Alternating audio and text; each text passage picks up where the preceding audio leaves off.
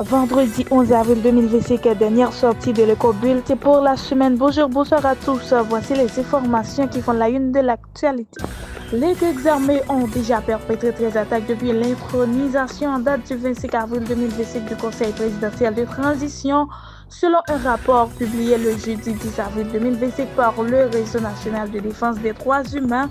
Ce rapport a fait état également d'une soixantaine de bandits armés et détenus évadés qui ont été tués principalement au centre-ville de Mirbalais. Les affrontements ont débuté dans la zone de Trianon entre les bandits armés et les membres des brigades civiles qui se sont soldés à la mort de 4 membres de la population civile.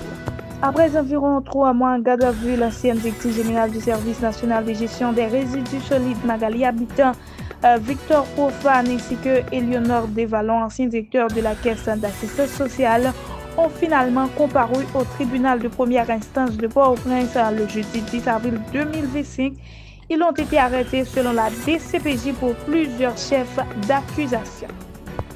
L'ancienne fonctionnaire de l'ONU et militante pro-démocratie Monique Lescar condamne le comportement des autorités qui ne font que constater l'expansion et des groupes armés sur le territoire national.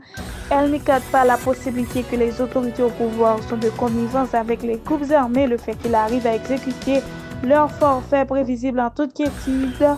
Invitée sur France 24 le mercredi 9 avril 2025, Monique Lescar fait le point sur la dégradation constante de la situation sécuritaire du pays en s'appuyant sur le dernier rapport du Haut Commissariat des Nations Unies aux droits de l'homme.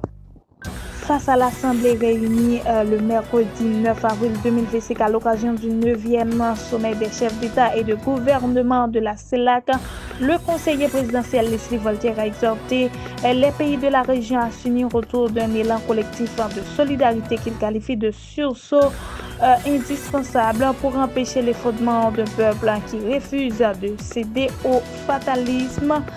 Dès les premières lignes de son intervention, il a remercié le gouvernement hondurien pour son hospitalité tout en saluant la transition de la présidence pro-tempore de la CELAC entre le Honduras et la Colombie, mais c'est surtout sur le ton de l'urgence qu'il a voulu engager ses homologues.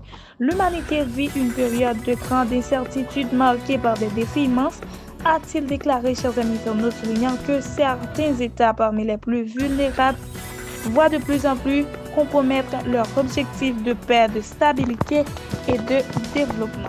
En mission officielle aux États-Unis, le conseiller président Smith Augustin a rencontré le jeudi 10 avril 2025 le secrétaire général de l'OEA, Luis Almagro, selon le communiqué circonstancié de la présidence. Publié sur ce compte Facebook, l'initiative vise à renforcer le soutien régional à la sécurité en Haïti et à défendre la situation humanitaire du pays. Le dirigeant haïtien a également plaidé pour une réponse plus humaine à la crise migratoire qui affecte des milliers de compatriotes, en particulier aux États-Unis.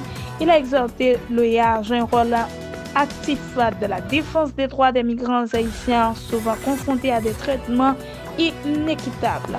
Les droits de douane additionnels appliqués aux produits chinois par les États-Unis atteignent désormais 45%, selon un décret de la Maison-Blanche publié le jeudi précisant les conditions d'application de la nouvelle offensive visant la Chine, a annoncé la veille.